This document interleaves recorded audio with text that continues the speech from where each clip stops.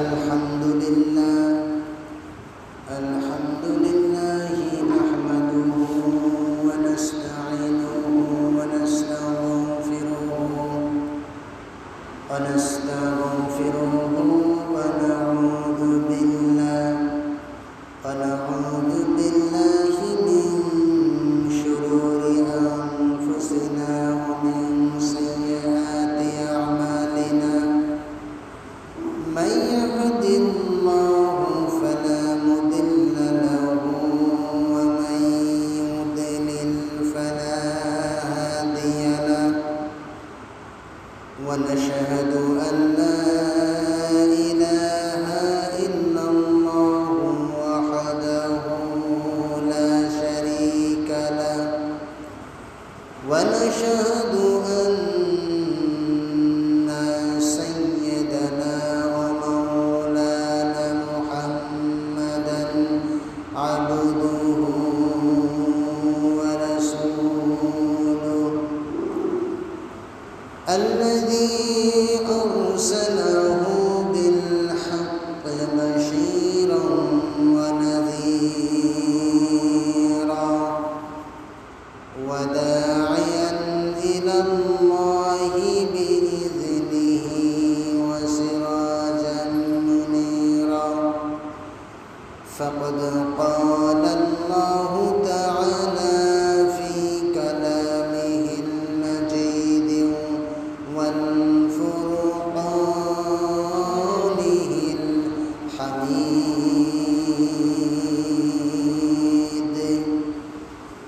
সকলে আমার সাথে শয়তানের ওয়াসওয়াসা থেকে আল্লাহ পাকের নিকট পানাহ চাই।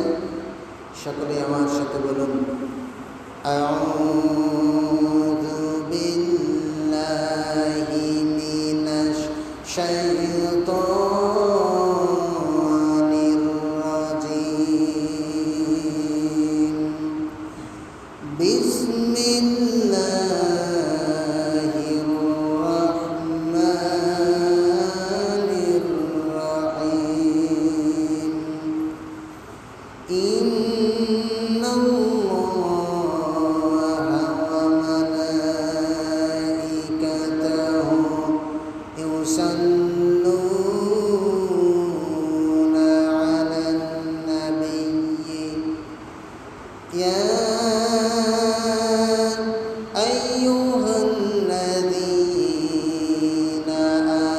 আমানু সাল্লু আলাইহি ওয়া সাল্লিমু তাসলিমা। দুরূদ আল্লাহুম্মা সাল্লি আলা মাওলানা মুহাম্মদ ওয়া আলা আলি মাওলানা মুহাম্মদ।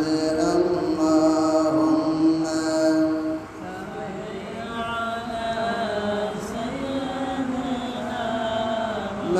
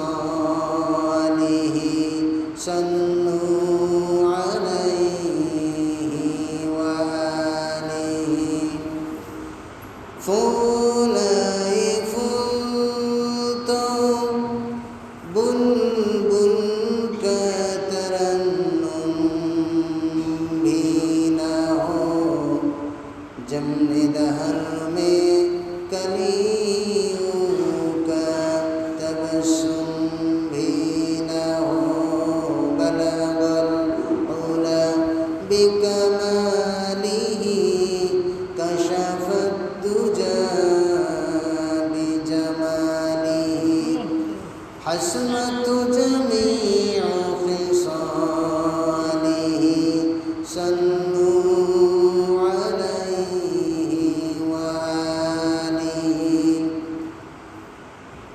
الحمد لله সমস্ত প্রশংসা সেই মহান আল্লাহ রাব্বুল আলামিনের, যেই মহান আল্লাহ রাব্বুল আলামিন আমাদেরকে সুস্থতার সহিত হায়াতের জিন্দগিতে হায়াতের তৈয়বা দান করে তার জান্নাতের টুকরা মসজিদে আসার এবং বসার তৌফিক দান করলেন।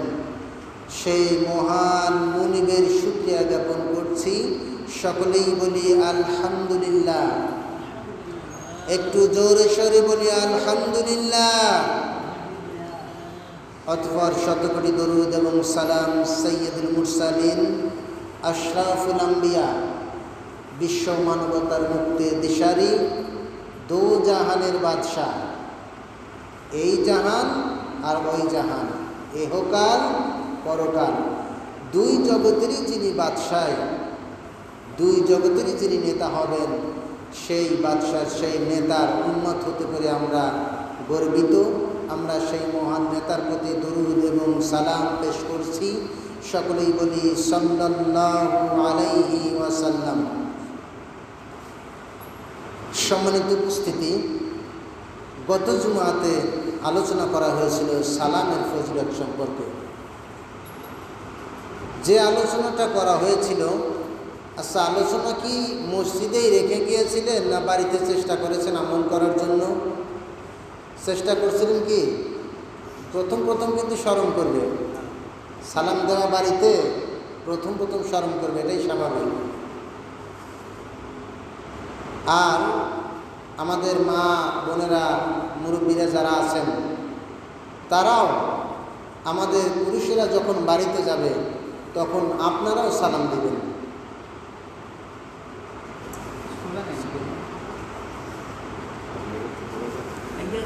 এই যে একটা গ্রাম, এই মাদ্রাসার ছেলে পেলে কোনো বাড়িতে চাউল পায়, কোনো পায় না, এটা দুঃখের বিষয়। অবশ্যই কত ফাঁকে থেকে ছেলে ফেলে আছে 2 নম্বর আমাদের গ্রামে একটুখানি আলোচনা করবে। তো আল্লাহ রাব্বুল আলামিন, আল্লাহ রসুল বলছেন যে গত সপ্তাহে যেহেতু সালামের ফজিলত সম্পর্কে আলোচনা করা হয়েছে, আমরা কেউ চেষ্টা করেছি, কেউ বা খেয়ালই ছিল না। আবার অনুরোধ করব, আল্লাহ রসুল বলছেন যে যেই ঘরে সালাম প্রদান করা হয়, স্বামী স্ত্রীকে বা স্ত্রী স্বামীকে, অথবা পরিবারের ছোট ছোট বাচ্চারা মুরব্বীদেরকে, মুরব্বীরা ছোট ছোট বাচ্চাদেরকে দিবে, দিয়ে যেই ঘরে সালাম প্রয়োগ করা হয়, আল্লাহ রসুলের হাবিব বলছেন, আল্লাহ রসুল বলছেন যে জিবরাইল আলাইহিস সালাম সহ একদল ফেরেশতা ওই ঘরের উপর নজর রাখেন, এবং যদি ফজরকে সালাম দেওয়া হয়, পরবর্তী ফজর পর্যন্ত ওই ফেরেশতা আল্লাহর কাছে দোয়া করতে থাকে, রব্বুল আলামিন তোমার এই বান্দার ঘরে রহমত দান করো, তোমার এই বান্দার ঘরে অশান্তি দূর করো, তোমার এই বান্দার মুসিবত দূর করো, তোমার এই বান্দা অভাবন্ত রয়েছে সেগুলো দূর করে দাও। এক কথায় দোয়া বলতে যতগুলো শব্দ রয়েছে, আল্লাহর ফেরেশতারা এই 24টা ঘন্টা দোয়া করতে থাকে। এই জন্য আমরা আমাদের পরিবারে দোয়ার প্রচলনের চেষ্টা করব ইনশাআল্লাহ। আজকে আমরা সেই ভাগ্যবান জাতি, আল্লাহ পাক যত নবী রাসূল এসেছে 2,36,000 মতান্তরে 2,24,000 যতগুলো রসুল এবং নবী এসেছে, তাদের মধ্যে আমাদের নবীকে আর আমরা উম্মত হিসেবে 2টি জিনিস পেয়েছি, সেটা অন্য কোনো নবী এবং রাসূলকে দেওয়া হয় নাই। বুখারী শরীফের হাদিস, হাদিসটি মিসকাতুল মাশাবিতেও এসেছে। আল্লাহর নবী জনাবে মুহাম্মদুর রাসূলুল্লাহ সাল্লাল্লাহু আলাইহি ওয়াসাল্লাম বলেছেন, বুখারী শরীফের হাদিস, মিশকাতুল মাসাবির মধ্যে হাদিসটি এসেছে।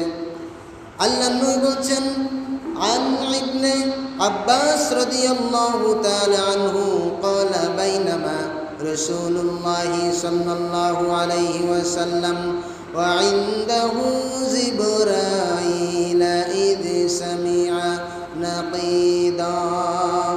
হযরত আব্বাস রাদিয়াল্লাহু তাআলা আনহু থেকে হাদিসটি বর্ণিত হয়েছে, একদিন সাহাবীরাও বসে আছে এবং রাসূল করিম সাল্লাল্লাহু আলাইহি ওয়াসাল্লামও বসে আছে, আর জিবরাইল আলাইহিস সালাম নিকটেই ছিল।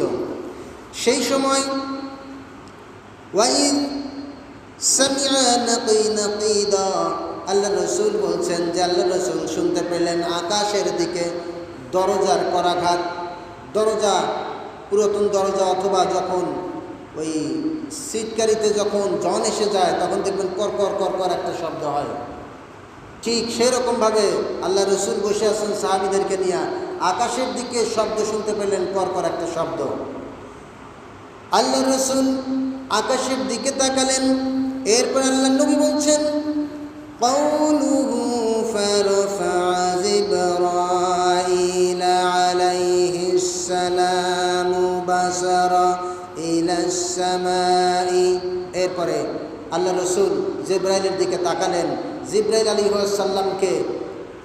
আলাইহিস সালাম আল্লাহ রসুলকে বললেন, হুজুর আপনি আকাশের দিকে তাকিয়েছেন, আকাশে ওটা কি, কিসের শব্দ হলো আপনি কি জানেন? রাসূল করিম সাল্লাল্লাহু আলাইহি ওয়াসাল্লাম বললেন যে না, আমার জানা নাই ভাই জিবরাইল। জিবরাইল আলাইহিস সালাম বললেন, এটা হচ্ছে আসমানের দরজা আল্লাহ পাক খুলে দিলেন। কিসের দরজা? আসমানের দরজা। যেই দুইটি সুসংবাদ, যেই দুইটি জিনিস আমাদেরকে দেওয়া হয়েছে, শেষ নবী এবং শেষ নবীর উম্মতকে দেওয়া হয়েছে, অন্য নবীকে দেওয়া হয় নাই, সেই দুইটি জিনিসই এখন নিয়ে আসা হচ্ছে আসমানের দরজা খুলে।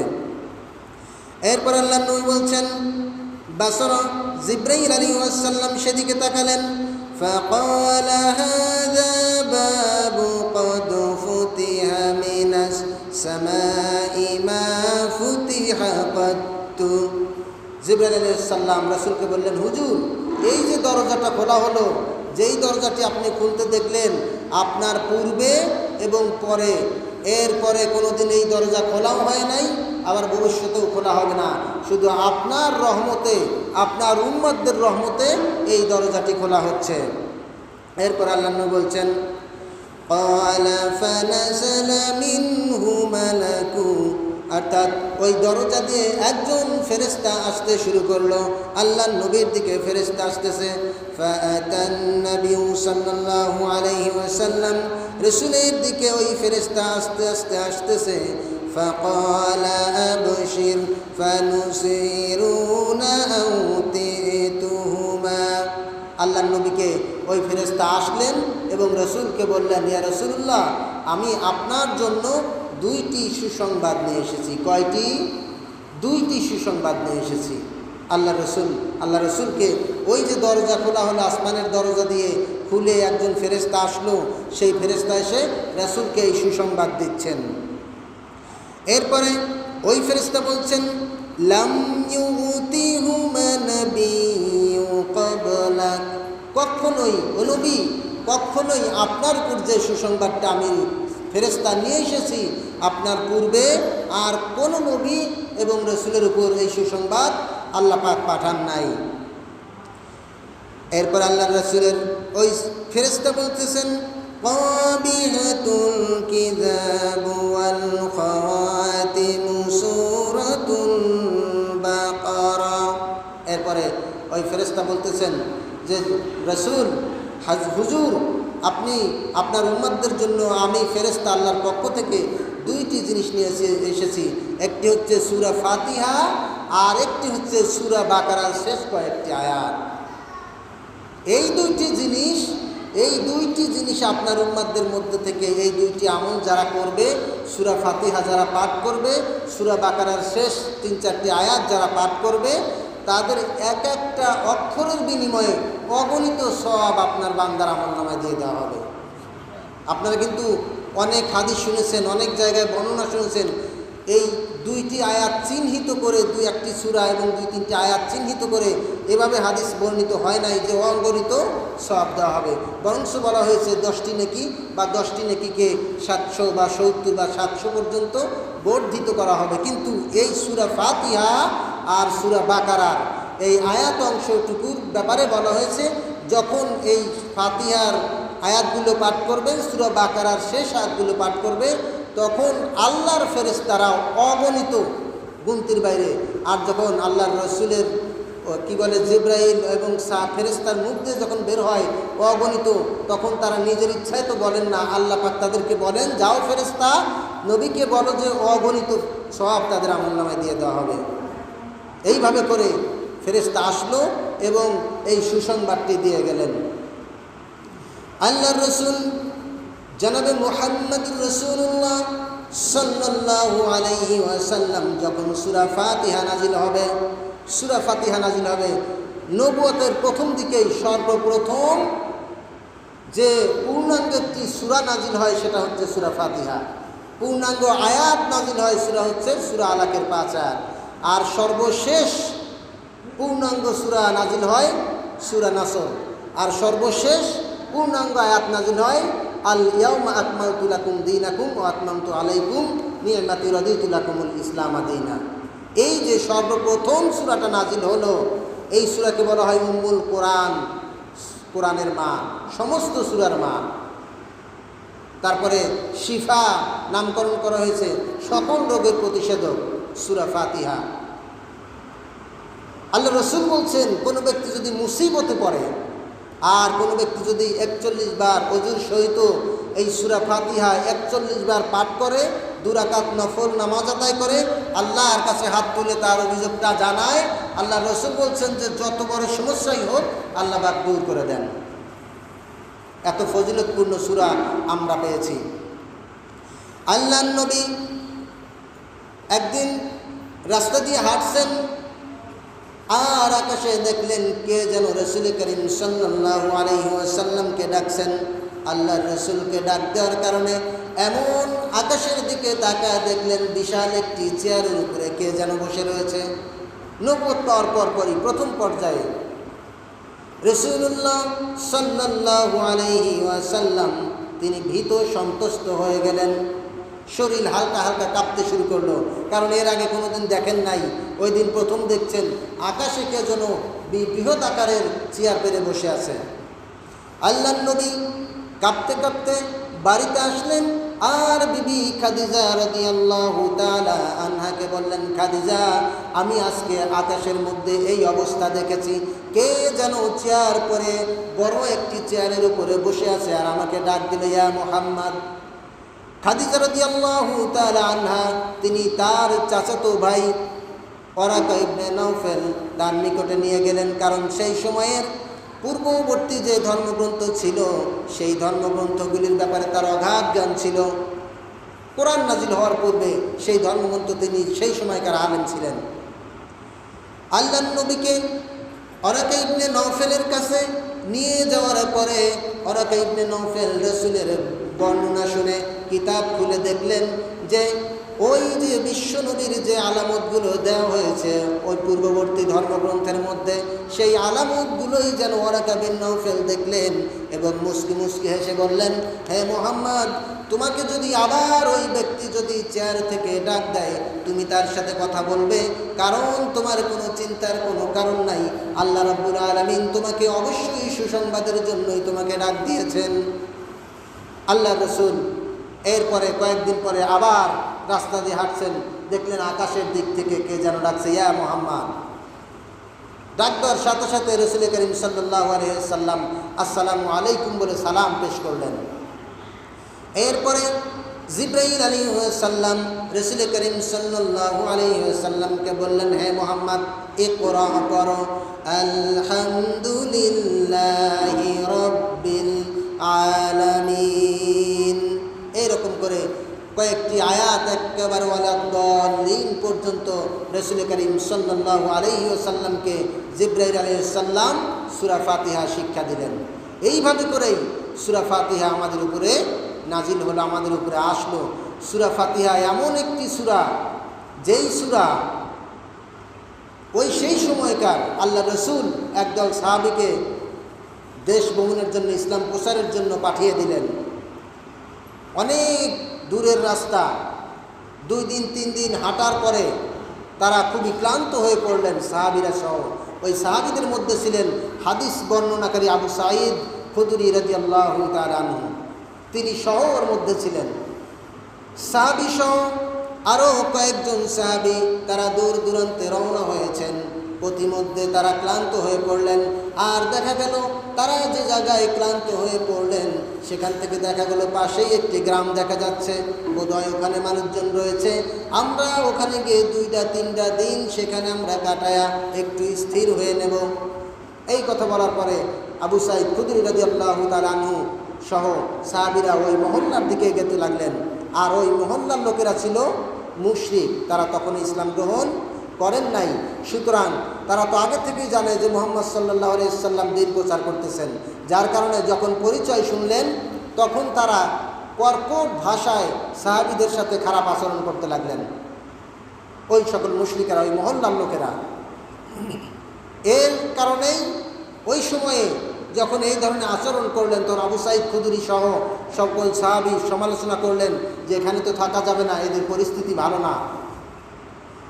যেমন যদি কোনো ছেলের বউ যদি দাজ্জাল হয়, শাশুড়ি জানে যে কি জ্বালায় করছে, আর কোনো শাশুড়ি যদি দাজ্জাল হয়, ছেলের বউ জানে কি জ্বালায় করছে। ঠিক সাহাবীদের সাথে এরকম কর্কট ভাষায় আচরণ শুরু করলো ওই মুশরিকেরা। আচরণ দেখেই, কথার ভাস ভঙ্গিমা দেখেই তারা বলল যে ভাই, সাহাবীরা বলল এখানে থাকা যাবে না, চলো আমরা পাশে গিয়ে তাঁবু টানা থাকি। তখন সাহাবী সহ সকল সাহাবী পাশে গেলেন, তাঁবু টানালেন, সেখানে রাত্রি যাপন করলেন। আর তারা রাত্রি আলোচনা করলেন যে এখানে যেহেতু পরিস্থিতি ভালো না, আমরা এখানে কেউ থাকবো না, সকালবেলা উঠেই আমরা চলে যাব। কিন্তু ওই মহল্লার যে প্রধান ছিলেন, লিডার ছিলেন, মোড়ল ছিলেন, ওই রাত্রেই ওই মোড়লকে সাপে কামড় দেওয়া হয়। হাদিস কিন্তু এটা, ওই মোড়লকে সাপে কামড় দেওয়া হয়। সন্ধ্যার টাইমে কামড় দিয়েছে, সারা রাত বিভিন্ন ওজা তাদের খোঁজে বাজে যা ছিল সব ঔষধপাতি ওজা এনে চিকিৎসা করে ওই লিডারকে আর ভালো করা যাচ্ছে না।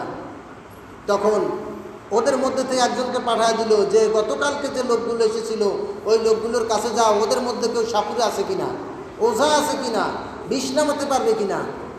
তখন আবু সাঈদ খুদরি সহ সাহাবীদেরকে ওই মহল্লা থেকে একজন এসে বলল যে ভাই, আমরা তো আপনাদের সাথে দুর্ব্যবহার করেছি, আপনারা আমাদের মহল্লার যে লিডার ওনাকে সাপে কেটেছে, কেউ কি ওঝা আছেন যে তাকে ঝাড়তে পারবেন? তখন আবু সাঈদ খুদরি রাদিয়াল্লাহু তাআলা আনহু বললেন যে আপনারা গতকাল থেকে যে আচরণ আমাদের সাথে করেছেন আমরা তাতে সন্তুষ্ট নই, আমরা খুবই দুঃখিত হয়েছি। সুতরাং আপনাদের চিকিৎসা আমরা করতে পারি যদি আপনারা আমাদেরকে হাদিয়া দেন, বিনা পয়সায় চিকিৎসা করব না। তখন ওই লোক বলল কি চান আপনারা? তখন বলল আপনারা আপনাদের সাধ্যমতো আমাদেরকে হাদিয়া দিবেন। তখন ওদের ওই মহল্লার পক্ষ থেকে, লিডারের পক্ষ থেকে 1 পাল ভেড়া তাদেরকে দান করার ওয়াদা করা হলো। আবু সাঈদ খুদরি রাদিয়াল্লাহু তাআলা আনহু তিনি গেলেন, গিয়ে সেই লোকটার পায়ের কাছে গেলেন, পায়ে কামড় দিয়েছে সাপ, সেখানে গিয়ে কয়েকবার সূরা ফাতিহা পাঠ করতে লাগলেন। আর থুতু একবার করে সূরা ফাতিহা পাঠ করলেন, আর মুখের থুতু নিয়ে ওই বিষালা জায়গায় এইভাবে করে মেসেজ করে দিচ্ছেন। এইভাবে করে মেসেজ করতে করতে কিছুক্ষণের মধ্যেই ওই সাপে কাটা ব্যক্তি হুঁশ ফিরে আসলো। এরপরে সময় কম, এরপরে রাসূল করিম সাল্লাল্লাহু আলাইহি ওয়াসাল্লাম তখন ওনারা চিন্তা করলেন এরা তো অমুসলিম, আমরা এদের ভেড়া খাওয়া যাবে কিনা আমাদের তো জানা নাই। তখন বলল যে আপনাদের ভেড়া নিয়ে যান। সাহাবীরা বলল আপনারা একটু দেরি করুন, আমাদের একটু খবর জানতে হবে। একজন সাহাবীকে পাঠিয়ে দেওয়া হলো রাসূলের কাছে। রাসূল করিম সাল্লাল্লাহু আলাইহি ওয়াসাল্লাম মুসলিম হাসলেন আর বললেন যে সূরা ফাতিহা দিয়ে সাপের বিষ নামানো যায়, তোমরা কিভাবে জানলে? আমি তো কখনো বলিনি। তখন সাহাবীরা বললেন হুজুর আমাদের মনে হয়েছে তাই আমরা এরকম করেছি, আর বিষও নেমে গিয়েছে, তো ওনারা 1 পাল ভেড়া দিতে চেয়েছেন, আমরা নিব কিনা? রাসূল করিম সাল্লাল্লাহু আলাইহি ওয়াসাল্লাম মুস্কি হাসলেন আর বললেন যে ওই